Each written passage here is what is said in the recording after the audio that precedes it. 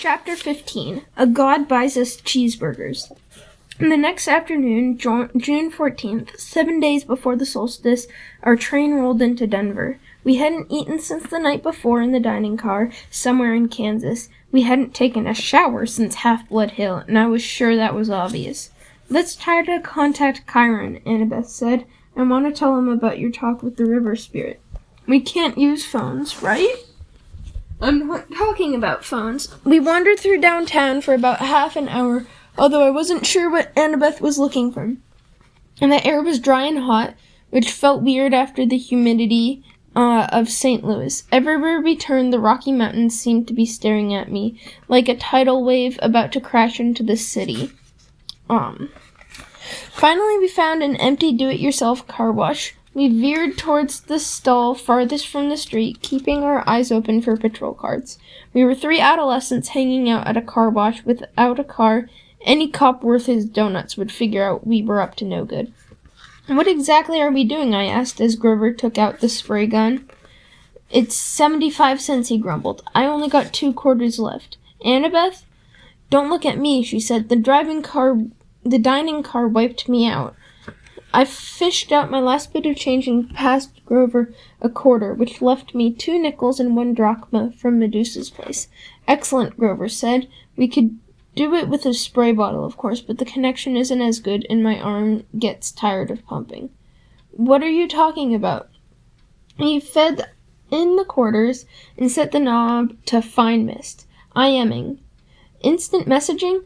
"Iris messaging," Annabeth corrected. "The rainbow goddess Iris carries messages for the gods. If you know how to ask, and she's not too busy, she'll do the same for half-bloods." "You summon the goddess with a spray gun?"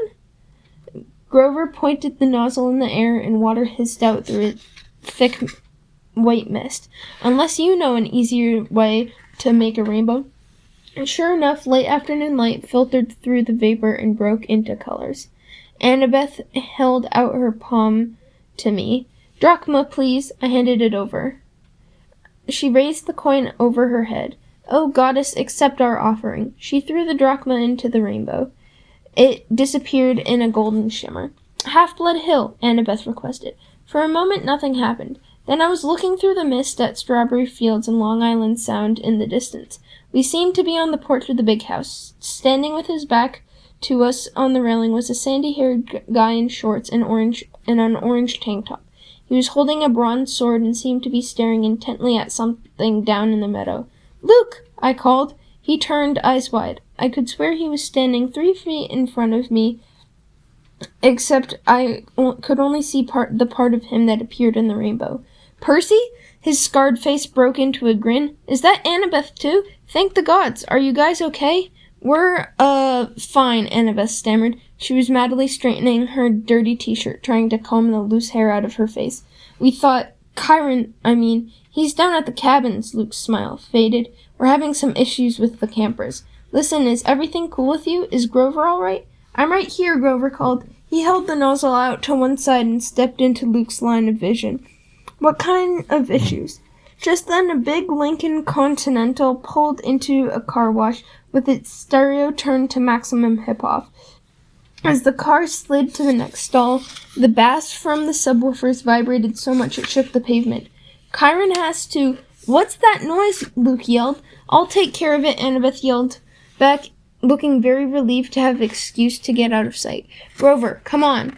"What?" Grover said. "But give Percy the nozzle and come out," she ordered. Grover muttered something about girls being harder to understand than the oracle at Delphi, then handed me the spray gun and followed Annabeth. I readjusted the hose so I could keep the rainbow going and still see Luke. "And Chiron has to break up a fight," Luke shouted to me over the music. "Things are pretty tense here, Percy. Word leaked out about the Zeus-Poseidon standoff. We're not sure how. Probably the same scumbag who summoned the Hellhound. Now the campers are starting to take sides. It's shaping up like the Trojan War all over again. Aphrodite, Ares, and Apollo are backing Poseidon, more or less. Athena is backing Zeus. I shuddered to think that Clarice's cabin would ever be on my dad's side for anything. In the next stall I heard Annabeth and some guy arguing with each other. Then the music's volume decreased drastically.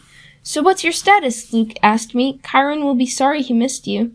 I told him pretty much everything, including my dreams. It felt so good to see him, to feel like I was back at camp even for a few minutes, that I didn't realize how long I'd talked until the beeper went off on the spray machine, and I realized I only had one more minute before the water shut off. "I wish I could be there," Luke told me. "We can't help much from here, I'm afraid, but listen, it has to be Hades who took the Master Bolt. He was there at Olympus at the winter solstice. I was chaperoning a field trip, and we saw him. But Chiron said the gods can't take each other's magic items directly."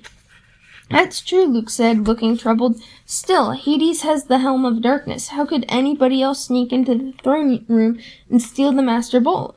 You'd have to be invisible." We were both silent until Luke seemed to realize what he'd said. "Oh, hey," he protested. "I didn't mean Annabeth. She and I have known each other forever. She would never. I mean, she's like a little sister to me." I wonder if Annabeth would like that description. In the stall next to us, the music stopped suddenly. A man screamed in terror, car doors slammed, and the Lincoln peeled out of the car wash. "You better see what that was," Luke said. "Listen, are you wearing the flying shoes? I'd feel better if I know they've done you some good."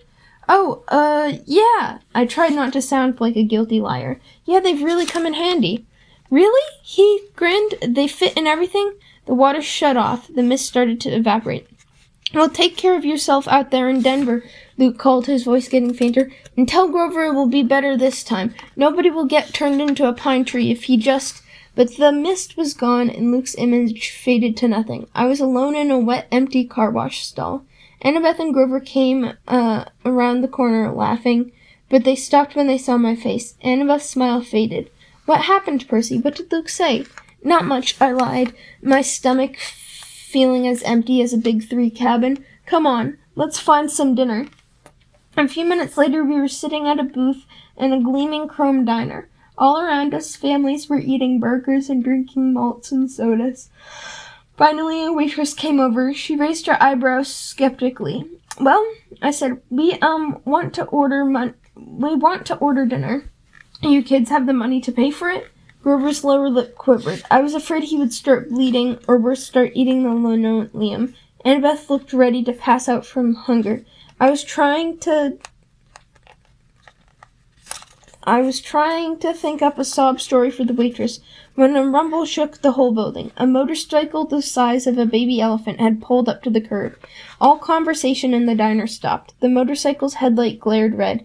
Its gas tanks had flames painted on it, and a shotgun holster riveted to either side, complete with shotguns. The seat was leather, but the leather looked like, well, Caucasian human skin. The guy on the bike would have made pro wrestlers run for mama.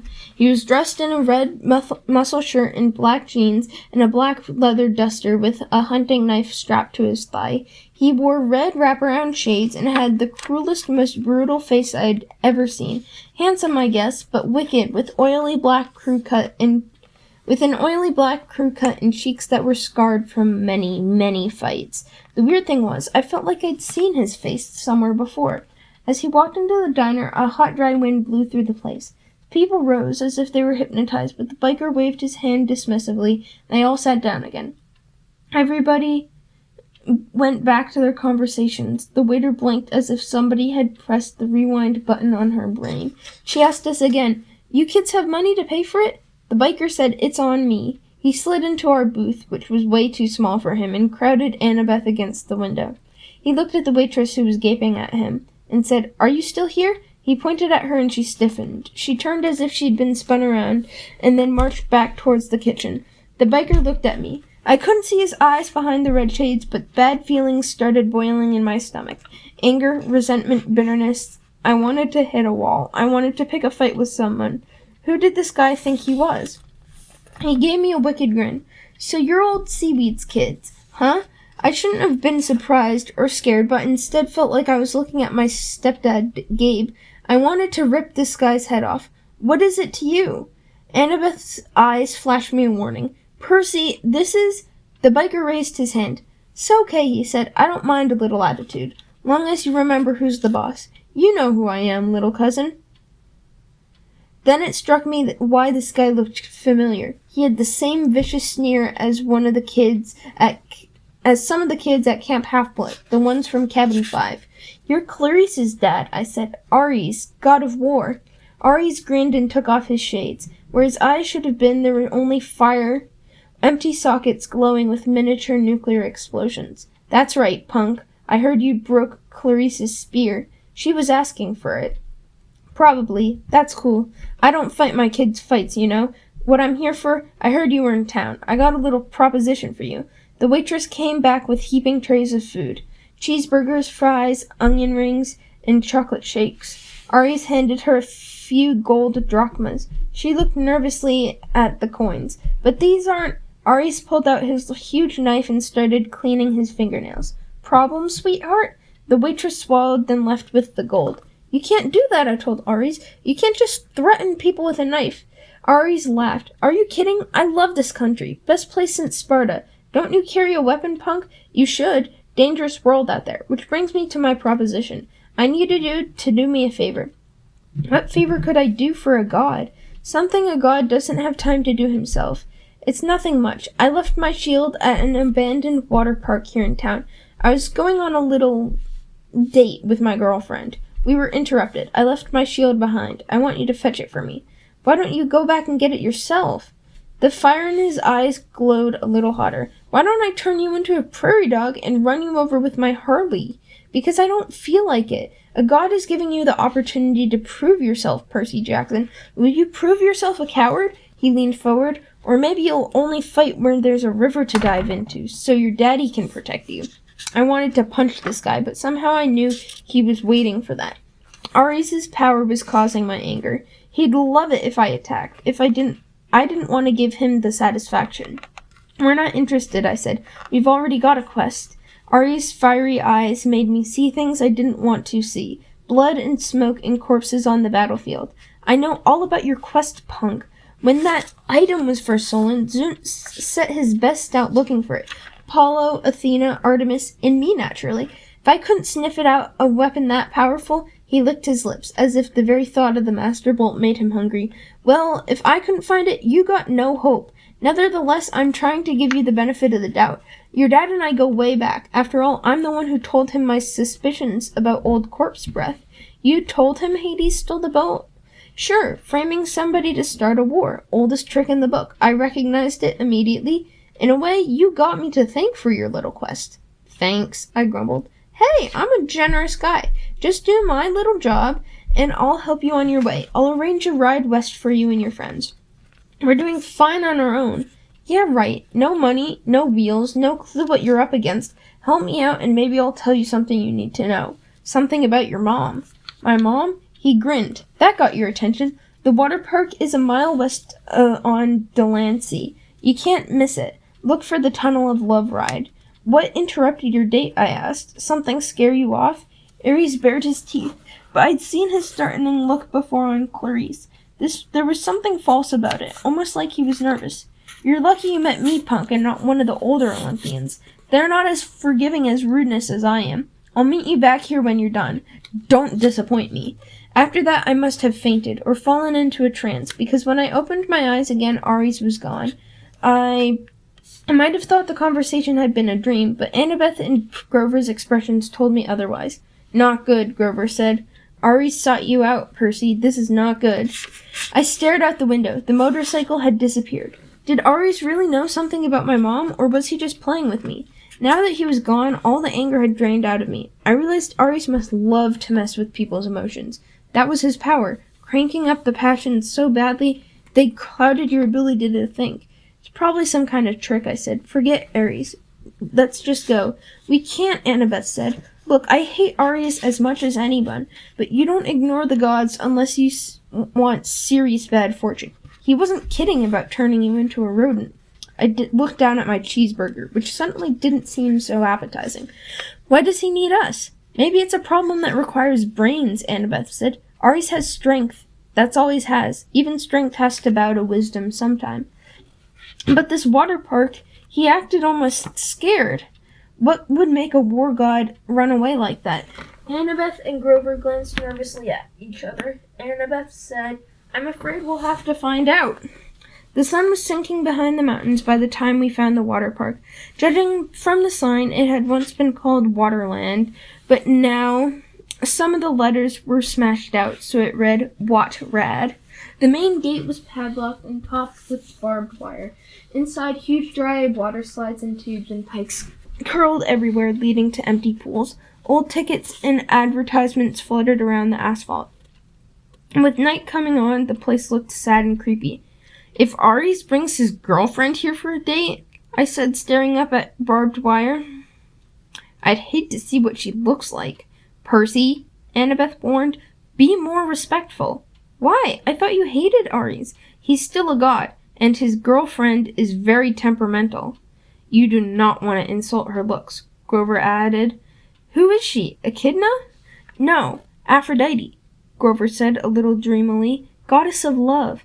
"I thought she was married to someone," I said. "Hephaestus." "What's your point?" he asked. "Oh." I suddenly felt the need to change the subject. "So how did we get in?" "Maya!"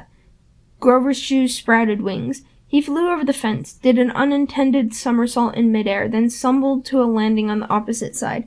He dusted off his jeans as if he'd planned the whole thing. "You guys coming?" Annabeth and I had to climb the old-fashioned way, holding down the barbed wire for each other as we crawled over the top. The shadows grew long as we walked through the park, checking out the attractions. There was Ankle Biter Island, Head Over Wedgie, and Dude, where's my swimsuit? No monsters came to get us. Nothing made the slightest noise. We found a souvenir shop that had been left open. Merchandise still lined up the shelves. Snow globes, pencils, postcards, racks of clothes, Annabeth said. "Fresh clothes." "Yeah," I said, "but you can't just watch me." She snatched an entire row of stuff on the racks and disappeared into the changing room. A few minutes later, she came out in Waterland flower print shorts, a big red Waterland t-shirt, and a commemorative Waterland surf shoes. A Waterland bag was slung over her shoulder, obviously stuffed with more goodies. "What the heck?" Grover shrugged. Soon all three of us were decked like walking advertisements for the defunct theme park. We continued searching for the Tunnel of Love. I got the feeling that the whole park was holding its breath. "So Aries and Aphrodite," I said, to keep my mind off the growing dark. "They have a thing going?" "That's old gossip, Percy," Annabeth told me. 3,000-year-old gossip. "And what about Aphrodite's husband?" "Well, you know," she said, "Hephaestus, the blacksmith. He was crippled when he was a baby, thrown off Mount Olympus by Zeus. So he isn't exactly handsome. Clever with his hands and all, but Aphrodite isn't into brains and talent, you know. She likes bikers." "Whatever. Hephaestus knows?" "Oh, sure," Annabeth said. "He caught them together once. I mean, literally caught them in a golden net, and invited all the gods to come and laugh at them. Hephaestus is always trying to embarrass them. That's why they meet in out-of-the-way places like—" She stopped, looking straight ahead. "Like that. In front of us was an empty pool that would have been awesome for skateboarding. It was at least 50 yards across and shaped like a bowl. Around the rim, a dozen bronze statues of Cupid stood guard with wings spread and bows ready to fire. On the opposite side from us, a tunnel opened, and probably where water flowed through when the pool was fun. The sign above it read, "Thrill Ride of Love. This is not your parents' tunnel of love." Grover crept towards the edge. "Guys, look." Marooned at the bottom of the pool was a pink and white two-seater boat with a canopy over the top and little hearts painted all over it. In the left seat, glinting in fading light, was Aries' shield, a polished circle of bronze. "This is too easy," I said. "So we just walk down there and get it?" Annabeth ran her fingers along the base of the nearest Cupid statue. "There's a Greek letter carved here," she said. Ada. "I wonder." "Grover," I said, "you smell any monsters?" He sniffed the wind. "Nothing." "Nothing like in the arch and you didn't smell echidna? Nothing? Or really nothing?" Grover looked hurt. "I told you, that was underground." "Okay, I'm sorry." I took a deep breath. "I'm going down there. I'll go with you." And Grover didn't sound too enthusiastic, but I got the feeling he was trying to make up for what had happened in St. Louis. "No," I told him. "I want you to stay up top with the flying shoes. You're the Red Baron, a flying ace, remember? I'll be counting on you for backup in case something goes wrong." Grover puffed his chest a little. "Sure, but what could go wrong?" "I don't know, just a feeling. Annabeth, come with me." "Are you kidding?" She looked at me as if I'd just dropped from the moon. Her cheeks were bright red. What's the problem now? I demanded. Me go with you to the thrill ride of love? How embarrassing is that? What if someone saw me? Who's going to see you? But my face was burning now, too. Leave it to a girl to make everything complicated. Fine, I told her, I'll do it myself, but when I started down the side of the pool, she followed me, muttering about how boys always mess things up. We reached the boat. The shield was propped up on one seat, and next to it was a lady's silk scarf. I tried to imagine Ares and Aphrodite here, a couple of gods meeting in a junked-out amusement park ride. Why? Then I noticed something I hadn't seen from up top. Mirrors all the way around the rim of the pool, facing the spot. And we could see ourselves no matter what direction we looked. That must be it. While Ares and Aphrodite were smooching with each other, they could look at their favorite people, themselves. I picked up the scarf. It shimmered pink, and the perfume was indescribable. Rose or mountain laurel, something good. I smiled, a little dreamy, and was about to rub the scarf against my cheek when Annabeth ripped it out of my hand and stuffed it in her pocket. Oh, no, you don't. Stay away from that, love magic. What? Just get the shield, seaweed brain, and let's get out of here. The moment I touched the shield, I knew we were in trouble. My hand broke through something that had been connecting it to the dashboard. A cobweb, I thought, but then I looked at the strand of it on my palm, saw it was some kind of metal filament, so fine it was almost invisible. A tripwire. Wait, Annabeth said. Too late. There is another Greek letter on the side of the boat. Another Ada. This is a trap. Noise erupted all about us, a million gears grinding, as if the whole pool was turning into one giant machine. Grover yelled, Guys! Up on the rim, the Cupid statues were drawing their bows into firing position. Before I could suggest taking cover, they shot, but not at us. They fired at each other along the rim of the pool. Silky cables trailed from the arrows, arcing over the pool and anchoring where they landed to form a huge golden asterisk. The smaller metallic threads started weaving together magically between the main threads, making a net. We have to get out, I said. Duh, Annabeth said. I grabbed the shield and we ran. But going up the slope of the pool was not as easy as going down. Come on, Grover shouted. He was trying to hold open a section in the net for us, but whenever he touched it, the golden threads started to wrap around his head. The Cupid's heads popped over. Out came video cameras. Spotlights rose up all around the pool, blinding us with illumination, and a loudspeaker voice boomed, Live to Olympus in 1 minute. 59 seconds. 58. Hephaestus, Annabeth screamed. I'm so stupid. Ada is H. He made this trap to catch his wife with Ares. Now we're going to be broadcast live to Olympus and look like absolute fools. We had almost made it to the rim when the row of mirrors opened like hatches and thousands of tiny metallic things poured out. Annabeth screamed. It was an army of wind-up creepy crawlies, bronze gear bodies, spindly legs, little pinchy mouths, all scuttling toward us in a wave of clacking, whirring metal. Spiders! Annabeth said. Ah! I'd never seen her like this before. She fell backwards in terror and almost got overwhelmed by the spider robots before I pulled her up and dragged her back towards the boat. The things were coming from all around the rim now, millions of them, flooding towards the center of the pool, completely surrounding us. I told myself they probably weren't programmed to kill, just corral us and bite us and make us look stupid. Then again, this was a trap meant for gods. And we weren't gods. Annabeth and I climbed into the boat. I started kicking away the spiders as they swarmed aboard. I yelled at Annabeth to help me, but she was too paralyzed to do more than scream. 30. 29, called the loudspeaker. The spiders started spitting out strands of metal thread, trying to tie us down. The strands were easy enough to break at first, but there were so many of them, and the spiders just kept coming. I kicked one away from Annabeth's legs, and its pincers took a chunk out of my new surf shoe. Grover hovered above the pool on his flying sneakers, trying to pull the net loose, but it wouldn't budge. Think, I told myself, think. The tunnel of love entrance was under the net. We could use it as an exit, but except that it was blocked by a million robot spiders. 15, 14. Water, I thought. Where does this ride's water come from? Then I saw them. Huge water pipes behind the mirrors, where the spiders had come from. And up above the net, next to one of the Cupids, a glass-windowed booth that must be the controller station. Grover! I yelled, get into that booth. Find the on switch. But do it! It was a crazy hope, but this was our only chance. The spiders were all over the prow of the boat now. Annabeth was screaming her head off. I had to get us out of there. Grover was in the controller booth now, slamming away at the buttons. 5, 4. Grover looked at me hopelessly, raising his hands. He was letting me know he'd pushed every button, but still nothing was happening. I closed my eyes and thought about waves, rushing water, the Mississippi River. I felt a familiar tug in my gut.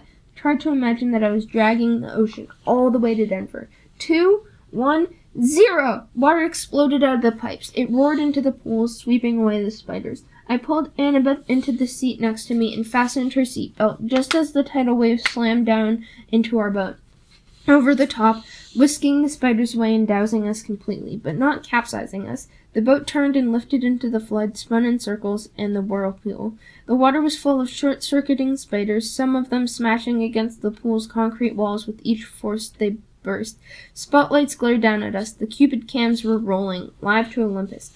But I could only concentrate on controlling the boat. I willed it to ride the current, to keep away from the wall. Maybe it was my imagination, but the boat seemed to respond. At least, it didn't break into a million pieces. We spun around one last time, the water level now almost high enough to shred us against the metal net. Then the boat's nose turned towards the tunnel, and we rocketed through the darkness. Annabeth and I held tight, both of us screaming as the boat shot curls and hugged corners and took 45-degree plunges past pictures of Romeo and Juliet and a bunch of other Valentine's Day stuff.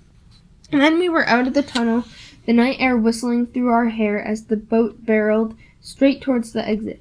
If the ride had been in working order, we would have sailed off a ramp between the golden gates of love and splashed down safely in the exit pool. But there was a problem. The gates of love were chained. 2 boats that had been washed out of the tunnel before us were now piled against the barricade. One submerged, the other cracked in half. "Unfasten your seatbelt," I yelled at Annabeth. "Are you crazy?" "Unless you want to get smashed to death," I strapped Aries' shield to my arm. "We're going to have to jump for it." My idea was simple and insane. As the boat struck, we would use its force like a springboard to jump the gate. I'd heard of people surviving car crashes that way, getting thrown 30 or 40 feet away from the accident. With luck, we would land in the pool. Annabeth seemed to understand. She gripped my hand as the gates got closer. "On my mark," I said. "No, on my mark." "What?" "Simple physics," she yelled. "Force times the trajectory angle." "Fine," I yelled. "On your mark." And she hesitated, and then yelled, "Now!" Crack! Annabeth was right. If we jumped when I thought we would have crashed into the gates. She got us maximum lift. Unfortunately, that was a little more than we needed. Our boat smashed into the pileup, and we were thrown into the air, straight over the gates, over the pool, and down towards solid asphalt. Something grabbed me from behind. Annabeth yelled, "Ouch!" Grover! In mid-air, he had grabbed me by the shirt and Annabeth by the arm, was trying to pull us out of a crash landing, but Annabeth and I had all the momentum. "You're too heavy," Grover said. "We're going down." We spiraled towards the ground, Grover doing his best to slow the fall. We smashed into a photo board, Grover's head going straight into the hole where tourists would put their faces, pretending to be Nunu the friendly whale. Annabeth and I tumbled to the ground, banged up but alive.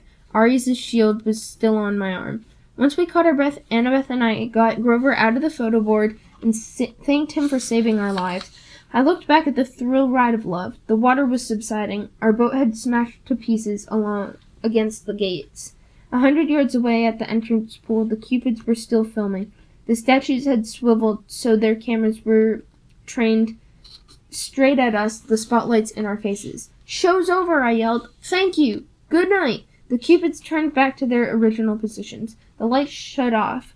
The park went quiet and dark again, except for the gentle trickle of water in the thrill ride of love's exit pool. I wondered if Olympus had gone into a commercial break or if our ratings had been any good. I hated being teased. I hated being tricked, and I had plenty of experience handling bullies who liked to do that stuff to me. I hefted the shield on my arm and turned to my friends. "We need to have a little talk with Aries."